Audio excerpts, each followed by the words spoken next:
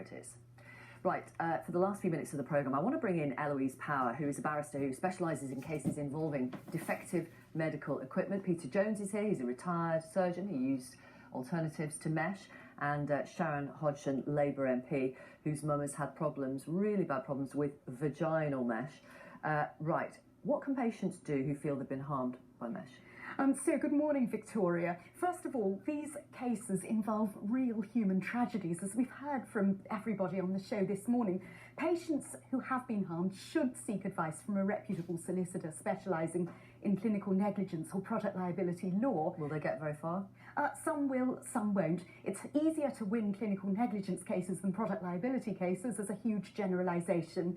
And there are several reasons for that. First of all, in product liability cases, the dice are stacked against claimants by the need to prove defect under the Consumer Protection Act. Secondly, there are some very real access to justice issues in that many of these cases have to be funded under group conditional fee agreements, so it can be hard to persuade solicitors to take them on. And thirdly, because of the absence of compulsory insurance, there can be issues about whether manufacturers are solvent and can settle cases. Right. And that's why I think there's an absolutely overwhelming case for radical changes to the law, Victoria. In this country? In this country. Because in America, I mean, manufacturers have paid out hundreds of millions of dollars to women harmed by vaginal mesh. There are hernia mesh cases in America pending for this year. We're unlikely to see anything similar in this country. Well, of course, we all very much hope that the vaginal mesh claimants will succeed. I represent the lead claimant in the vaginal mesh litigation, and let's hope for a good result. But it's very unlikely that any result in the United Kingdom will generate the kind of settlement that we see in the US, simply because in the US, juries used in product liability cases. We don't have that here.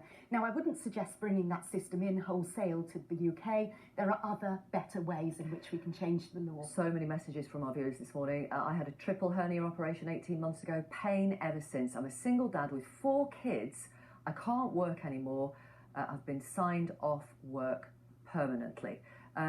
Peter, what are the alternatives to mesh? Because there'll be people watching who think, I need an alternative. I don't want to go down the mesh route. Briefly. Well, I think Colin Elton was alluding to the fact that there aren't any, but there are. Yeah. There is a fantastic natural tissue tension-free repair, popularised, really developed by the Eloise Hospital in Toronto, the world's most famous. But are surgeons trained in that kind of repair? No surgeon is being trained in anything other than mesh repairs. And just a few years ago, the professor of surgery in Harvard said in a very reputable surgical journal, American journal, that in his opinion, the mesh for groin hernias should be gradually phased out, and the training in natural tissue repairs, in particular the Eloise repair, should be reintroduced into the training programme. Well, phased out. I mean, do others of you think perhaps it should be banned? I think it should be banned. The vaginal mesh at the moment is on a pause.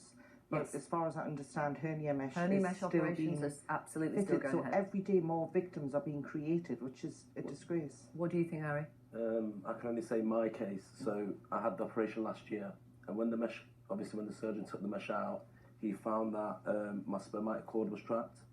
The mesh was attached to my bladder. My genital femoral nerves were trapped.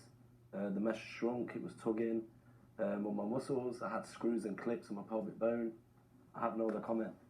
So I don't agree with it at all, no. Can I just say that... Let me just read this, Maria. Okay. Sorry, it's just come in. Maria has emailed, I spat out my coffee when you spoke about the hernia mesh repair. I had it done 10 years ago. I have been on painkillers for the same amount of time. My life has just stopped. My doctors are sick of me, and I truly thought I was alone. And that's the sad thing, actually. There are so many cases.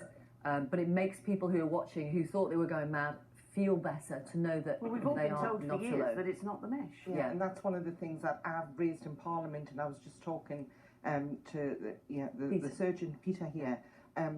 My mum went back and forward to the doctors for years with all of these symptoms, and it wasn't until your programme and then a debate in Parliament when I sat down and said, oh, I'm pleased you haven't had any of this awful mesh put in, and, you know, with all of your various problems. She said, well, no, I just had some tape put in a few years ago. we realised in that bombshell moment that that was what was causing all of our problems. Tape is mesh. Yeah. They call it different things. Yeah. I know exactly. And so she'd had cameras everywhere, back and forward to GPs. Nobody had said it could be that. You can hear the music. It means that's the end of the programme. I'm really grateful for your time. Thank you so much for coming on the programme. Thank you. Thank you to all of you as well who've got in touch. BBC Newsroom Live is next. Thanks for your company. Have a good day.